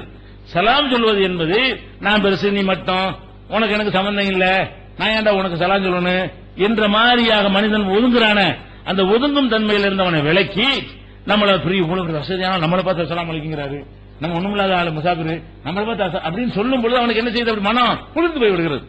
பெரிய இடத்துல உள்ள ஒரு ஆசிரியர் மாணவரை பார்த்து அஸ்ஸலாமு அலைக்கும்ங்கறாரு, அந்த மாணவன் என்ன செய்வான்? என்னடா படிக்கிற ஒரு உஸ்தாது டீச்சர் அஸ்ஸலாமு அலைக்கும் செய்யறாரு, நம்ம சாதாரண மாணவனை பார்த்து சொல்றாரு. இப்படி நீங்க சலாம் சொல்வதற்கு மனிதனுடைய மனசுக்கு போடுற உணவு அதுதாங்க. வயிற்றுக்கு உணவு கொடுக்கறத முதல் காரியமா சொல்லிட்டு அவனுடைய மனம் எங்க குடியிறேன், நம்மளே ஒரு மனுஷனா மதிச்சான், அதான் நம்மளே ஒரு மனுஷனா மதிச்சாங்க எவ்வளவு பெரிய ஒரு சந்தோஷம் எல்லாத்துக்கும் ஏற்படும் பாருங்க. நம்மளை மதிக்கவே இல்லைன்னா கோபம் வரும், நம்மளை கண்டுக்கிறவே இல்லைன்றீங்க ஆத்திரம் வரும். நம்மளையும் மதித்தான் என்று காட்டக்கூடிய ஒரு விஷயம் எதுல இருக்குன்னு கேட்டா சலாமில் இருக்கிறது. அது இரண்டாவது காரியம்ங்கிறாங்க. இது புகாரில 12, 28 பல இடங்கள் இருக்கிறது, பல நம்பர்கள் இருக்கிறது. அப்ப இஸ்லாத்தில் சிறந்த காரியம் எதுன்னு கேட்கும் பொழுது எதை இஸ்லாம் சொல்லி காட்டுது? தொழுகைன்னு சொல்லலாமா இல்லையா? அதுவும் சிறந்த காரியம் தான், இல்லைன்னு சொல்லல. அவர் கேட்கும் போது தொழுகை சொல்லலாம், நோம்பு சொல்லலாம், வேற ஹஜ்ஜ சொல்லலாம், சுப்ஹானல்லாஹ், தஸ்பீஹ், தஹ்மீத், எவ்வளவு விஷயங்கள் இருக்குது. அது குர்ஆனை ஓதுறதுன்னு சொல்லலாம், எல்லாமே சொல்லலாம். ஆனா இங்கே இந்த ஹதீஸ்ல அப்படி சில நேரத்தில் சொல்லி இருக்கிறார்கள். அதை புறக்கணிக்கக்கூடிய மக்கள் கேட்கும் அது மாதிரி சொல்லுவார்கள். இதை புறக்கணிக்கிற மக்களை பார்க்கையில என்ன செய்யறாங்க? நேற்று இந்த ஆளுக்கு இதுதான் இப்ப சொல்லணும், சோறு கொடுக்காம இருக்காரு இவரு, கேட்ட ஆள் வந்து கஞ்சனா இருக்காரு, நல்ல வசதி உள்ளவரா இருக்காரு, இவருக்கு இதுதான் சொல்லணும் சொல்ல என்ன செய்யறாங்க? இந்த கேள்விக்கு இதை சொல்றாங்க. இதைத்தான் எல்லா இடத்துலயும் சொன்னாங்கன்னு இல்ல. சில விஷயங்கள்ல சிறந்த என்னன்னு கேட்கும்போது ஜிஹாதுன்னு சொல்லுவாங்க, சிறந்த என்னன்னு கேட்கும்போது சில நேரத்தில் ஹஜ்ஜிம்பாங்க. அது நேரம், சூழ்நிலை, ஆளை பொறுத்தனை செய்யறது சொல்லக்கூடிய ஆன்சர் எல்லாமே சரிதான். அப்ப அந்த மாதிரியாக ரசூல் ஸல்லல்லாஹு அலைஹி வஸல்லம் சொன்னதை பார்க்கிறோம். இஸ்லாத்தில் சிறந்தது சோறு போடுறது. இதுல வந்து நம்ம ரொம்ப பின்தங்கி தான் இருக்கிறோம். முஸ்லிம்கள் ஓரளவு மற்ற சமுதாயத்தோட ஓரளவு இருந்தாலும் இன்னும் இருக்க வேண்டும். இன்னும் அதிகமாக நம்ம செய்தோமையானால் இந்த ஒரு மார்க்கத்தை நோக்கி எல்லாம் ஈர்க்கப்படக்கூடிய நிலைமை ஏற்பட்டுவிடும். அதே மாதிரி நபி ஸல்லல்லாஹு அலைஹி வஸல்லம் சொல்றாங்க, ஒருத்தன் அஸ்ஸாயி அல்லது அருமிலத்தி, அதாவது கணவனை இழந்திருக்காங்கல்ல விதவைகள், விதவைகளுக்காக உழைப்பவன். விதவையா இருக்கிறாங்க, அவங்க கஷ்டப்படக்கூடாது என்பதற்காக என்ன செய்யறான்? அந்த குடும்பத்தை சேர்ந்த ஒருத்தன் அந்த நம்ம குடும்பத்து விதவையா இருக்கிறாங்கன்னு அவங்களுடைய செலவுக்கு பொறுப்பேற்றுக்கிறான். அல்ல வெளியில உள்ள ஒருத்தன் விதவைகளா இருக்கிறாங்க. விதவை என்றால என்ன? எப்ப கல்யாணம் பண்ணி கொடுத்தாங்களோ அதுக்கு பிறகு பெற்றோர் கூட சரியா ஏத்துக்க மாட்டாங்க. விதவையா ஆனாலும் அண்ணன் ஏத்துக்குவானா? கல்யாணம் பண்ணி கொடுக்கிற வரைக்கும் ஒரு பெண்ணை யாரு கவனிப்பா? அண்ணன் கவனிப்பா, தம்பி கவனிப்பாங்க, குடும்பத்துல எல்லாரும் கவனிப்பாங்க. கல்யாணம் பண்ணி கொடுத்தவன அப்படியே ஒரு கட்டாயி போயிடும். எல்லாமே புருஷன் வீடுன்னு போயிடுறாங்களா, இவங்களும் இந்த வீட்டோட எந்த தொடர்பும் இருக்க மாட்டாங்க, போதுமான அளவுக்கு இருக்க மாட்டாங்க. அப்படியே அந்த வீட்டு ஆள் மாதிரி அப்படி போயிடுவாங்க. அது அந்த புருஷன் இருக்கிற வரைக்கும் இருக்கலாம். புருஷன் இறந்துட்டான்னு சொன்னா அப்படியே உலகமே இருந்துரும். அந்த பொம்பளைக்கு கணவனை இழந்த ஒரு பெண்ணுக்கு வந்து உலகம் இருந்துரும். தாய் தந்தை வீட்டுக்கு வந்தா கூட அது வந்து தாய் தந்தை எல்லாம் சம்பாரிச்சு போற வயசான ஆட்கள் அப்படியே இருக்காது. அண்ணன் தம்பியுடைய பொருளாதாரத்தை வச்சுதான் தாய் தந்தையை வாழ்வாங்க. பெரும்பாலும் பெரிய கோடீஸ்வரன் சொத்து இருந்தா அது ஒரு அது விஷயம். பெரும்பாலும் என்னவா இருக்கும்னு கேட்டா, இந்த தாய் தந்தையரை யாரு கவனிப்பா? ஆம்பளை பிள்ளை கவனிச்சிட்டு இருப்பான். அந்த நேரத்தில் இவனும் வந்து வீட்டுல உட்காந்துட்டான்னு வைங்க, 2 நாளைக்கு ஒன்னும் பிரச்சனை இல்லாம போகும், 3 நாளைக்கு ஓடும். அப்புறம் இந்த அண்ணனுக்கு வாக்கப்பட்டு இருக்கால அவ சாவி கொடுக்க ஆரம்பிச்சிருவா. எதுக்கு உங்க தங்கச்சி இங்க வந்திருக்குது, எதுக்கு உங்க புருஷன் இல்லாட்டி எங்க வந்திருக்கேன், அங்க வேற வழியே இல்ல என்று சாவி கொடுக்க ஆரம்பிச்சு அது நரக வேதனை ஆக்கி, இல்லம்மா நீ இருந்த குடும்பத்தில் பிரச்சனை கிட்டா வேற இடத்துல இப்படி சொல்ற இருக்கா இல்லையா?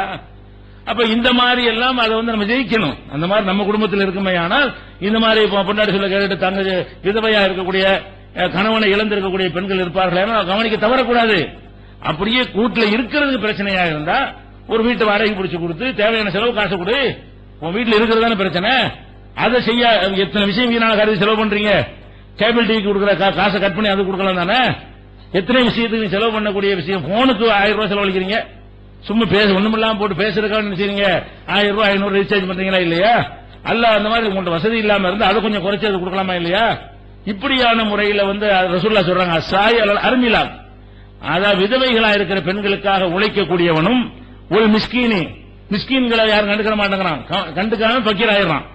மிஸ்கீன்கிறவன் வீட்டுல இருந்துகிட்டே இல்லாம இருக்கிறவன், பக்கீருங்கிறவன் ஒருத்தர் கவனிக்கணும்னு தெருவுக்கு வர்றான். பக்கீர் மிஸ்கீன் வித்தியாசம். பக்கீர்னா பிச்சை எடுக்கிறவன், மிஸ்கின்னா பிச்சை எடுக்காம உள்ள இருக்கிறவன். மிஸ்கினை ஒழுங்கா கவனிச்சா பக்கீர் வரமாட்டான். இந்த பக்கீர் கடற்கரை 5 கேட்கறான இதுக்கெல்லாம் காரணம் என்ன? அவன் மிஸ்கினா இருக்கிறவனை கவனிக்கல, நம்ம அவன் அடுத்த ஸ்டேஜுக்கு இறங்கிறான். நீ மிஸ்கினை கவனிக்க பக்கீர் சாக போயிடுறேன். நம்ம சமுதாயம் பக்கீர் சா ஜாஸ்தி. ரமலான்ல பாத்தீங்கன்னா அவ்வளவு பக்கீர் சாக்கள் அலைகிறாங்க. என்ன காரணம்? அவன் மிஸ்கினா இருக்கும்போது யாரும் கவனிக்கல. அதனால அப்ப உள் மிஸ்கினை கவனிக்கக்கூடியவன் 2 கவனிங்க. அதாவது விதவைகளை கவனிக்கிறவன் பொருளாதார உதவி செய்து கவனிக்கிறவன், மிஸ்கீன்களை கவனிக்கிறவன் அவங்களை அடிப்படையான தேவைகளுக்காக வேண்டி பாடுபடுறவன். இந்த பணிகளை செய்யறவன் கல் முஜாஹிதி ஃபீ சபீலில்லாஹ், அல்லாஹ்வுடைய பாதையில ஜிஹாதுக்கு போய் போர் செய்யறான அவன் மாதிரி. எப்படிப்பட்ட இடம்? அல்லாஹ்வுடைய பாதையில ஜிஹாதுன்னு சொன்னா என்ன அர்த்தம்? ஒரு அக்கிரமத்தை அழிப்பதற்காக வேண்டி ஒரு இஸ்லாமிய அரசாங்கத்தில் படை திரட்டி போறாங்க.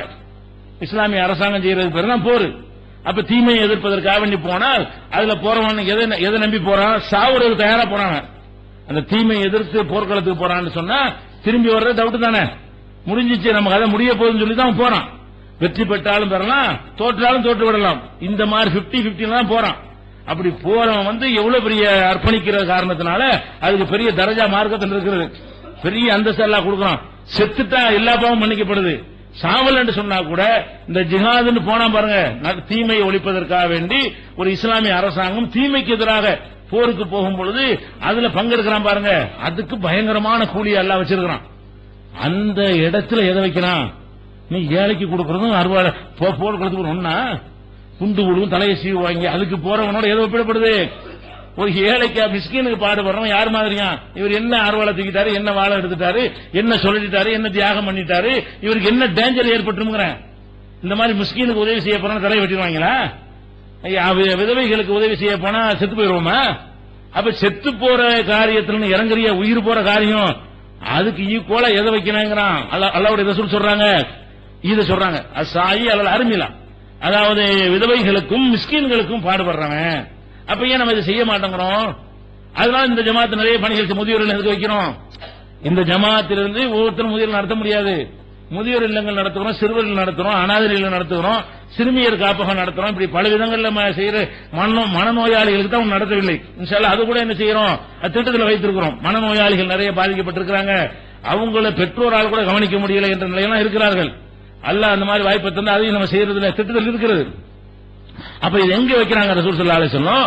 கல் முஜாஹிதி ஃபீ சபீலில்லாஹ், அல்லாஹ்வுடைய பாதையில ஜிஹாது செய்யறவனை போல ஒண்ணு. அவன் போல மட்டுமில்ல, அவில் காயிமில் லைலி சாயிமின் நகார், பகல்லாம் நோன்பு மார்க்கத்தில் தடுக்கப்பட்டிருக்கு. எல்லா நாளும் நோன்பு வச்சு எல்லா நாளும் நின்று வணங்குறது தடுக்கப்பட்டிருக்கு. தடுக்கப்படலன்னு வச்சுக்கிறோம், காலமெல்லாம் நோன்பு வைத்து காலமெல்லாம் இரவுல தொழுது வணங்குறான அவன் நன்மை இவனுக்கு கிடைக்கும். யாரு கிடைக்குது? அதாவது விதவைகளுக்காக வேண்டியும் மிஸ்கின்களுக்காக வேண்டியும் யார் பாடுபடுகிறார்களோ, ஏழைகளுக்காக வேண்டியும் அவங்க இந்த நிலையில் அல்லாஹ் வைக்கிறான் என்று ரசூல் ஸல்லல்லாஹு அலைஹி வஸல்லம் சொன்னதாக புகாரியில 5353 ஹதீஸில் இருக்கிறது. அதே மாதிரி நபி ஸல்லல்லாஹு அலைஹி வஸல்லம் சொல்றாங்க, ஆனா வ காஃபிலுல் யதீமி ஃபில் ஜன்னதி ஹக்கதா, இப்படி சொல்றாங்க, நானும் யத்தீம்களை அனாதைகளை பொறுப்பேற்றுகிறான அவனும் சொர்க்கத்தில் இப்படி இருப்போம். ரெண்டு விரல காட்டி, ரெண்டு விரல ரசூல் ஸல்லல்லாஹு அலைஹி வஸல்லம் ஒட்டி காட்டி, நான் இதுதான் அமையுது, நானும் அவனும் இப்படி இருப்போம், ஒன்னா இருப்போம், எனக்கு பக்கத்தில் இருப்பாங்கிறாங்க. அனாதைகளை கவனித்தவன் சொர்க்கத்தில் எனக்கு அருகில் இருப்பான், ஏன் கிட்டத்தில் எல்லாம் அவனை வச்சுப்பான் அவனை. அப்ப ரசூலுல்லாஹ்வுக்கு கிடைக்கிற தரஜா இப்படிப்பட்ட தரஜா, நபிமார்களுக்கு கிடைக்கக்கூடிய தரஜா யாருக்கு அடைய முடியுமா? இவனுக்கு மட்டும் என்ன செய்யறான், அனாதையை பொறுப்பேற்றுக்கிட்டு ஒருத்தன் வந்துட்டான்னு சொன்னா, இந்த அனாதை இவனை தகப்பன் இல்லாமல் அல்லாஹ் ஆக்கி விட்டான், இவனை நம்ம கவனிப்பது அல்லாஹ் நம்ம சுமத்தின கடமை. அப்ப அந்த வேலையை நம்ம செய்தால் அல்லாஹ் என்ன செய்யறான், ரொம்ப ரொம்ப இறக்கப்பட்டு ரொம்ப அன்பு காட்டி நபிமார்களுக்கு பக்கத்துல, நபிமார்களை ரசூலுல்லாஹ்வுக்கு பக்கத்துல கொண்டு நம்மளை வச்சிடறான். இப்படி ரசூல் ஸல்லல்லாஹு அலைஹி வஸல்லம் சொல்றாங்க, காலபி இஸ்பைஹி சப்பாபா உல் உஸ்தா, நடுவரலையும் ஆள் காட்டியவர்கள் ரெண்டு பேர்களையும் காட்டி, நடுவரல்னா இது, ஆட்காட்டினா இது, இந்த ரெண்டு பேர்களையும் காட்டி நானும் அனாதைகளை அரவணைக்கக்கூடியவனும் இப்படி இருப்போம். எத்தனை பேர் அனாதை அரவணைக்கிறோம்? அனாதை இருக்கிறவர் எத்தனை பேர் தேடுறோம், கண்காணிக்கிறோம்? ஒண்ணுமே கிடையாது. இப்படி ரசூல் ஸல்லல்லாஹு அலைஹி வஸல்லம் புகாரில் 6005வது ஹதீஸில் இருக்கிறத பார்க்கிறோம். அப்ப இஸ்லாம் மார்க்கத்தில் நல்லறங்கள் நிறைய இருக்கிறது. அது எல்லாமே எதை வைத்ததா இருக்குன்னு கேட்டா குடும்பத்துக்கு செய்யறது, தாயத்துக்கு செய்யறதா இருக்கு. இன்னும் சொல்ல போனா ஒருத்தன் பொண்டாட்டி சாப்பாடு போடுறான், இது என்ன மனைவிக்கு சாப்பாடு போடுறது, மனைவிக்காக வேண்டி புடவை எடுத்து கொடுக்கறான், மனைவிக்காக வேண்டி ஒரு தேவையான பொருட்கள் எல்லாம் வாங்கி கொடுக்கறான். இது அவனுடைய சந்தோஷம் கொடுக்கறான், இல்லாட்டி எங்க பஞ்சாயத்து தான் கொடுக்கறான். கொடுக்கலன்னா பெரிய பிரச்சனை ஆயிரும், அதுக்கு தான் கொடுக்கறானே தவிர இதுல என்ன ஆன்மீகம் இருக்குது, இதுல என்ன பெரிய பக்திமானுடைய வேலை என்ன இருக்குது? கடவுள் இல்லைங்கிறவனும் செய்யத்தான் செய்யறான், இருக்குன்னு செய்யறான், போக்கி ரவுடி கொள்ளடிக்கணும் எல்லாரும் பொண்டாடி கவனி தான் செய்யறான். அவனுக்கு பொண்டாட்டி இல்லாம இருக்குது, திருட்டு பையலுக்கும் கொள்ளக்காரனுக்கும் கொள்ளக்காரனுக்கும் பொண்டாட்டி இல்லாம இருக்கா? அவனும் பொண்டாட்டி கவனிக்கத்தான் செய்யறான், அவன் சந்தோஷமா இருக்கு, எல்லாரும் செய்யறான். மனைவியை கவனித்தல் என்பது மனுஷன் இயல்பாக என்ன இருக்கிறது, ஒரு ஈர்ப்பு தன்மை அல்லாஹ் கொடுத்து மனைவியை கவனிக்கணுங்கிற ஒரு விஷயத்தை அல்லாஹ் ஏற்படுத்தி வைத்திருக்கிறான். இதுக்கெல்லாம் உண்மை செய்ய வேண்டியது இல்ல. ஆனா இஸ்லாம் என்ன சொல்லுதுன்னு கேட்டா, இப்படி இருந்தாலும் சில பேர் கவனிக்காம இருக்கானே இல்லையா, இப்படிலாம் இயல்பாகவே அப்படி ஈர்ப்பெல்லாம் ஏற்படுத்தி மனைவியை கவனிக்கணும்னு அல்லாஹ் படைச்சு இருக்கும் போதே சில பேர் என்ன செய்யறான், பொண்டாடி சோற கொடுக்க மாட்டாங்கறான், அங்க போய் வாங்கிட்டு வாங்க, உங்க அம்மா வீட்டுல அதை வாங்கிட்டு வா, இவன் கொடுக்க கடமைப்பட்டவன் நகை வாங்கிட்டு வா, அது வாங்கிட்டு வா, கடை வைக்க போற 1 லட்சம் வாங்கிட்டு வா, கார் வாங்கின 2 லட்சம் வாங்கிட்டு வா, ஒரு வீடு ஒன்று வாங்க போற 5 லட்சம் வாங்கிட்டு வா என்று அந்த மனைவி அங்க போய் விரட்டி வாங்க விடுறான். அவ சாப்பாட்டுக்கு முதல் கல்யாணத்துக்கு முன்னாடி வரதட்சணை வாங்கிக்கிறான். இப்படி பல வகையில் என்ன செய்யறான், அநியாயம் பண்ணக்கூடியவர்களாக இருக்கிறான். பெரும்பாலும் மனைவிக்கு செலவு செஞ்சுட்டாலும் சில பேர் இப்படி இருக்கிறான். இந்த சில பேரும் இருக்கக்கூடாதுங்கிறதுக்காக இந்த மார்க்கம் என்ன சொல்லுதுன்னு கேட்டா, இது அன்பக ரஜுல் அல அகலிஹி யஹ்தசிபுஹா, அடே உன்னுடைய மனைவிக்காக வேண்டி நன்மையை நாடி நீ செலவு செய்தால், பொண்டாட்டி ரூபா கொடுக்கறியா, பொண்டாட்டி கொடுக்கறன்னு நினைக்காத, இது அல்லாஹ்வுக்காக கொடுக்கறேன் என்று நினைத்து செய்தால் அது நல்லற பணிகள்ல சதகாவுடைய கூலி உனக்கு தருவேன். மனைவிக்கு உணவுக்கு உணவாகி போச்சு, பெரிய நல்ல காரியத்தை அள்ளி கொடுக்குறாருல, அது நன்மையில கவனிக்கிறேன். மறுமையில கிடைக்கும் பொழுது அனாதைகளை கவனிக்கிறது, சிறுவர்களை கவனிக்கிறது, முதியோரை கவனிக்கிறது, எத்தீம்களை மிஸ்கினை கவனிக்கிறது, இப்படி எல்லாம் பல கான்செப்ட் இருக்குல்ல, அதுக்கெல்லாம் எப்படி அல்லாஹ் கூலி தருவான். அந்த மாதிரி உன் மனைவிக்கு நீ கொடுக்கும் பொழுது என்ன மனசுல நினைச்சு கொடுக்கணும், இவரை நம்ம அடிமை வேலைக்காரன் கொடுக்காம அல்லாஹ் கொடுக்க சொல்றான். இறைவன் இதை கடமையாக்கி இருக்கிறான், இது இப்படி கொடுப்பதில் இறைவன் திருப்தி அடைகிறான், சந்தோஷம் அடைகிறான் என்று நினைத்து நீ கொடுத்தால் அது உனக்கு சதகாவாக ஆகிவிடும் என்று நபிகள் நாயகம் ஸல்லல்லாஹு அலைஹி வஸல்லம் சொல்றாங்க. அப்ப குடும்பத்தை கவனிக்காமல் அவன் அலட்சியப்படுத்தக்கூடியவனுக்கு கூட விடல இந்த மார்க்கம். அவனுக்கு என்ன பண்ணுது, எனக்கு அமைதியா கொடுறா, அல்லாஹ் யாருக்கு பேசுறான், பெண்களுக்கு பேசுறாங்க, பாதிக்கப்பட்ட பெண்களுக்காக வேண்டி, அட உனக்காக கொடுக்காத எனக்காக கொடு, படைச்சவன் சொல்றேன் கொடு, நீ கொடுத்தா உனக்கு ஒண்ணு பார்த்தா நான் தர்றேங்க. அவனுக்கு அக்கறை யார் மேல, நம்ம மூலமா கொடுக்க வைத்து இந்த பெண்களுக்கு கொடுக்க வைத்து பெண்களுக்கு உதவி செய்ய வைப்பதற்காக வேண்டி இப்படியான ஒரு அறிவுரையும் அல்லாஹ் செய்யறான், நபிகள் நாயகத்தின் மூலமாக சொல்லித் தருகிறான். அப்ப குடும்பத்தாரை கவனிக்கிறது நன்மை என்று இருக்கிற காட்சியை பார்க்கணும். அதே மாதிரி ரசூல் ஸல்லல்லாஹு அலைஹி வஸல்லம் சொல்றாங்க, யா நிசா அல் முஸ்லிமாத், முஸ்லிம் பெண்களே, இது ரொம்ப முக்கியமான விஷயமா இருக்கிறது. அதாவது முஸ்லிம்களை பொறுத்த வரைக்கும் எல்லாரும் யாரை எடுத்துக்கொண்டாலும் சரி, இந்த அண்டை வீட்டார் விஷயத்தில் நம்ம எல்லாருமே என்ன செய்யறோம், தப்பு செய்யறோம். பக்கத்து வீட்டில் யாருக்கும் நமக்கு தெரியாது, அப்படிதான் இன்னைக்கு வாழ்ந்துட்டு இருக்கிறோம். பக்கத்து வீட்டில் இருக்கக்கூடியவர்களை நம்ம சிட்டியில் அப்படிதான் இருக்குது. கிராமங்கள்ல ஓரளவு தெரிஞ்சு வைத்திருப்பார்கள், நகரங்கள்ல பாத்தீங்கன்னு சொன்னா அண்டை வீட்டார் எதுவும் தெரியாது. ஆனா இஸ்லாம் நமக்கு என்ன சொல்லி தருகிறது, நீங்க ஒரு வீட்டில் குடியிருந்தீங்கன்னா இந்த பக்கத்தில் இருக்கிற யாரு, இந்த பக்கத்தில் இருக்கிற யாரு, அவங்களோட அறிந்து என்ன செய்யணும், ஒரு தொடர்புகளை பழக்கத்தை ஏற்படுத்தி விடணும். பழக்கம்னா என்ன, வேற பழக்கம்லாம் இல்ல, ஏதாவது நல்லது கெட்டது வீட்டில் செஞ்சோம்னா கொடுத்து விடணும், வேற ஒண்ணு வேண்டிய இல்ல, வேற ஒண்ணு பழக்கம் ஏற்படுத்த வேண்டிய பழக்காண்டு என்ன செய்றீங்க, விசேஷமா பிரியாணி சமைக்கிறீங்களா, ஒரு கிலோ சமைக்கிறீங்களா, ஒரு அரை கிலோ சேர்த்து சமைச்சிட்டு போங்க, உங்களுக்குன்னு ஒரு கிலோ தேவைன்னு சொன்னா நம்ம சமைக்கிறோம், வாசனை மூக்கு துளைக்கி அவங்களுக்கும் படு, என்னமோ சமைக்கிறாங்களே அப்படின்னு அவங்களுக்குள்ள ஒரு மனசுல ஒரு எண்ணங்கள் ஏற்படும். அப்புறம் நம்ம வாட்டுக்கு கொடுக்காம சாப்பிட்டோன்னு வைங்களேன், அப்படி தந்தாங்க பக்கத்தில் ஒண்ணு நம்மளுக்கு கவனிக்க அப்படின்னு மனசு நினைப்பாங்களே இல்லையா, இது வரக்கூடாதுங்கிறதுக்காக வேண்டி உங்களுடைய அந்த அண்டை வீட்டார் இந்த பக்கம் ஒண்ணு அந்த பக்கம் ஒண்ணு, அண்டை வீட்டாரை நீங்கள் கவனிங்கள். எந்த அளவுக்கு ரசூல் ஸல்லல்லாஹு அலைஹி வஸல்லம் சொல்றாங்க, யா நிசால், இது பெண்கள் கையிலான இருக்கு பஞ்சாயத்து, இந்த மேட்டர் ஆண்களுக்கு என்ன செய்ய முடியும், நம்ம வெளியே வந்துருவோம், இந்த மாதிரி சமையல் கொடுக்கறதுலாம் பெண்கள்ட்ட தான் இருக்கும். பெண்களே இது கூப்பிட்டு சொல்றாங்க ரசூல் ஸல்லல்லாஹு அலைஹி வஸல்லம், யா நிசால் முஸ்லிமாத், முஸ்லிம் பெண்களே, லா தஹ்கீரன்ன ஜாரத்துன் லி ஜாரத்திஹா, உங்கள் அண்டை வீட்டுக்காரர் கொடுக்கிறதுக்கு எந்த ஒரு பொருளையும் அற்பம் நினைக்காதீங்க. பெரிய பெரிய உணவு சமைச்சா தான் கொடுக்க நினைக்காதீங்க. ஒரு சாதாரண ஒரு அல்வா கொஞ்சம் ஒரு அரை கிலோ தான் அல்வா வந்திருக்குது, 100 கிராம் கொடுங்க, பெரிய 5 கிலோ வாங்கி கொடுங்க அவசியம் கிடையாது, நிறைய கொடுங்க. நிறைய இல்லாட்டா கூட எந்த அளவுக்கு சொல்றாங்கன்னா, உலக பெருசன சார், ஒரு ஆட்டினுடைய ஒரு கால், ஆட்டுடைய கால் இருக்குல்ல, அதை வச்சு ஒரு குழம்பு வைக்கிறீங்க, இதுல என்ன இருக்கு, இறைச்சி இருக்கா, ஒண்ணும் கிடைக்காது, காலுடைய வாசனை தான் இருக்குமே தவிர என்ன இருக்காது, அதை திங்கிறதுக்கு ஒண்ணுமே இருக்காது. இருந்தாலும் பரவாயில்ல, அதுல ஒரு டம்ளர் கொடுத்துருங்க சூப்ப, ஒரு சூப்பு போட்டாலும் கூட அதுல கொஞ்சம் கொடுத்து விடுங்கன்னு சொல்லுது. அப்ப இப்படியான ஒரு விஷயங்கள் இருந்தாலேயே எப்படிப்பட்ட ஒரு சமூகம் உண்டாகி போயிரும். செத்து கிடந்தா கூட அண்டை வீட்டுக்காரர் தெரிய மாட்டேங்குதுங்க. நம்ம எப்படி இந்த உலகம் போயிடுச்சு, பக்கத்து வீட்டுல வந்து செத்துட்டான்னு சொன்னா அந்த வீட்டுல போனா செத்து போய் நாத்தம் வந்தா தான் அங்க ஒருத்தன் செத்துட்டான்னு தெரியுமே தவிர, அண்டை வீட்டுல உள்ள நடமாட்டத்தை காணாம, என்ன காணாம, யாரு இருக்கா, என்ன போயிட்டு வந்துட்டு இருப்பாங்க, ஒருத்தனையும் காணாம நினைக்கிற மாதிரி இல்ல.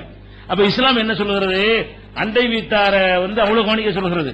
இன்னும் சொல்றாங்க ரசூல் ஸல்லல்லாஹு அலைஹி வஸல்லம், மாசால ஜிப்ரீல் யூசினி பில்ஜார், ஜிப்ரீல் அண்டை வீட்டார கவனி, அண்டை வீட்டார கவனி, அண்டை வீட்டார கவனி என்று சொல்லிக் கொண்டே இருந்தார். எந்த அளவுக்கு சொல்லி இருந்தார்னா, இப்படி சொல்றத பார்த்தா அந்த சொத்துக்கு வாரிசாக்கிடுவாங்க போல இருக்க என்று நான் நினைக்கும் அளவுக்கு, அண்டை வீட்டார கவனி கவனின்னா கடைசியில் சொத்துலையும் பங்கு கொடுன்னு சொல்லிடுவாங்க போல இருக்க, அப்படி அல்லாஹ் சொல்லிடுவாங்க போல நான் நினைக்கும் அளவுக்கு ஜிப்ரீல் அவர்கள் எனக்கு அண்டை வீட்டாரை பற்றி வலியுறுத்தி கொண்டே இருந்தார். அப்ப அண்டை வீட்டாருக்கு சொத்துல பங்கு கொடுன்னு சொல்ற அளவுக்கு, அந்த அளவுக்கு இந்த மார்க்கம் சொல்லி தருது. அப்ப இது எல்லாத்தையும் மொத்தமா கூட்டி கழிச்சு பாருங்க, எல்லாத்தையும் மொத்தமா கூட்டி கழிச்சு பாருங்க. தாயை கவனி, தந்தையை கவனி, அண்ணனை கவனி, தம்பியை கவனி, அனாதையை கவனி, ஏழையை கவனி, முதியோரை கவனி, கைதிகளை கவனி, அது மாதிரி அடிமைகளை விடுதலை செய்யறது கவனி, இப்படின்னு ஒன்னு ஒன்னா அண்டை வீட்டார கவனி, இப்படி ஒன்னு ஒன்னையா வச்சு பார்த்தோம். இது எல்லாமே ஆன்மீகத்தை சொல்லி தரும் பொழுது இது மாதிரியான ஒரு சித்தாந்தம் உலகத்துக்கு தேவையானது சொல்ல முடியுமே தவிர வேற வேற இது மாதிரி வந்து ஆன்மீகத்தை சொல்லி சுரண்டி ஏமாத்தி பிராடு பண்ணக்கூடிய தன்மை இந்த மார்க்கத்தில் கிடையாது. அப்ப இது மாறக்கூடிய எல்லா விதமான வாசலையும் பொருளாதாரத்தை வைத்து மாறக்கூடிய எல்லா விதமான வாசலையும் இந்த மார்க்கம் நெஞ்சிருக்கு அழைத்திருக்கிறது. இது ஒரு வகை.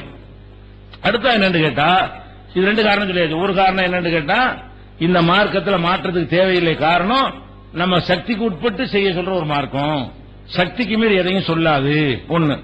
ரெண்டாவது விஷயம் என்னன்னு கேட்டா அந்த காசு தான் பஞ்சாயத்து எங்கேயுமே, பொருளாதாரத்தை வச்சுதான் என்ன செய்யறான் இந்த மதத்தை சொல்றவன், கட்சி நடத்துறவன், இயக்கம் நடத்துறது எல்லாம் காசுக்கு தான். ஒரு அரசியல் கட்சி நடத்துறா எதுக்காக வேண்டி, முதலமைச்சர் ஆகுறது எதுக்காக வேண்டி, எதிர்கட்சியா இருக்கிறது எதுக்காக வேண்டி, எல்லாம் சம்பாதிக்கிறது தானே. எல்லாருமே பணம் சம்பாதிப்பதற்காகத்தான் நடத்தி கொண்டிருக்கிறார்கள். அப்படி இருக்கிற நேரத்தில் இந்த மதம் அது மாதிரி இருக்குமோ என்ற நினைப்பு மக்களுக்கு வருகிறது, அப்படி நடந்து கொண்டும் இருக்கிறார்கள். அது இங்க கிடையாது. இங்க கடவுள் பெற சொல்லி ஏமாற்ற முடியாது, கடவுளுக்கு தேவையில்லை, கடவுளுக்கு கொடுக்குறது அல்லாஹ்வுக்கு கொடுக்குறது, ஏழைக்கு கொடு, எனக்கு ஒன்றும் தர வேண்டியதில்லை என்ற மாதிரியான ஒரு பூஜை கட்டணம் கிடையாது. பள்ளிவாசல தொழுகை கட்டணம் இருக்குதா, சிறப்பு கட்டணம் இருக்குதா, ஒண்ணுமே கிடையாது. கியூ நின்று வரணுமா, ஒண்ணுமே கிடையாது. முதல் மரியாதை இருக்குதா, ஒண்ணுமே கிடையாது. அப்ப அந்த மாதிரியான ஒரு அடிப்படையில் வந்து உங்கள்ட்ட இருந்து பணத்தை எதிர்பார்க்கிற மார்க்கம் இது கிடையாது. சொல்ல போனா உங்களுக்கு நீங்க கட்டாயம் செஞ்சாக வேண்டிய கடமையை ஆன்மீகத்தின் பெயரால் இந்த மார்க்கம் உங்களுக்கு சொல்லுது, அவ்வளவுதான். உங்க அப்பனை உங்க ஆத்தாவை கவனிக்கிறத வந்து சொல்றது என்ன, இதுல அல்லாவுக்கு என்ன இருக்கு, உங்க நன்மைக்கு நீங்க செய்ய வேண்டிய ஒரு காரியம். இன்னும் சொல்ல போனா அதுல சுயநலம் கூட இருக்கிறது. ஏன் தாய் நான் கவனிச்சா என் பிள்ளை என்ன கவனிப்பான், அப்படி பாருங்களேன், சிந்திச்சு பாருங்களேன். தாய் நீங்க கவனிக்கவே இல்லை, அப்ப உங்க பிள்ளை கவனிச்சுட்டே இருப்பான். இவன் வந்து அப்பனை கவனிக்கல, ஆத்தா கவனிக்கல, இவன் நம்ம அதே மாதிரி நடத்துவோம். உங்க பிள்ளை உங்களுக்கு கவனிப்பானா இல்ல, நீங்க ரோல் மாடலா இருக்கிறீங்க. அப்ப அவன் கவனிச்சு நம்மளை சேர்ந்து விட்டு போயிருவான். அப்ப அந்த தாயந்தேரை கவனித்தல் என்ற கான்செப்ட் வந்து தாயந்தைக்கு நன்மை மட்டுமில்லை, நமக்கு நன்மை. தாயந்தேர் ஒழுங்கா கவனிச்சோமையானால் நமக்கு இதே மாதிரி தள்ளாத வயசு அடையும் என்ன செய்வான், அவனுக்கு மனசுல பதிஞ்சிடும். நம்ம தாயின் தந்தை கவனிக்கிறத பார்த்துட்டு பிள்ளைக்கு என்ன செய்யும், ஓ அம்மா அப்பா இப்படி கவனிக்கணும் போல இருக்கு, நம்ம அப்பா எப்படி கவனிக்கிறாங்க, எவ்வளவு மரியாதை நடத்துறாங்க, எப்படி தேவையான வாங்கி கொடுக்கறாங்கன்னு மனசுல பதிஞ்சிருவீங்க. அது எந்த பல்கலைக்கழகத்திலையும் சொல்லிக் கொடுக்காத ஒரு பாடம். அது இந்த குழந்தையா இருக்கும்போது உங்களை பார்த்து மனசுல உட்கார்ந்த ஒரு கருத்து, அந்த கருத்து உட்கார்ந்துருச்சுன்னு சொன்னா நாளைக்கு நீங்க தள்ளாத வயசுல இருக்கும் அந்த குழந்தை என்ன செய்யும், உங்களை அதே மாதிரி தூக்கி நீங்க எப்படி தாய் எந்திர தாங்குனீங்களோ உங்களை தாங்கும். அப்ப உனக்கு நன்மையை தானே பால சொல்லி தர்றான். இந்த பொருளாதாரத்தை செய்யறது தாயந்தையை கவனிக்க சொல்றதுல கூட உனக்கு தான் நன்மை இருக்குது. இப்படியான ஒரு விஷயத்தை நான் பார்க்கிறோம்.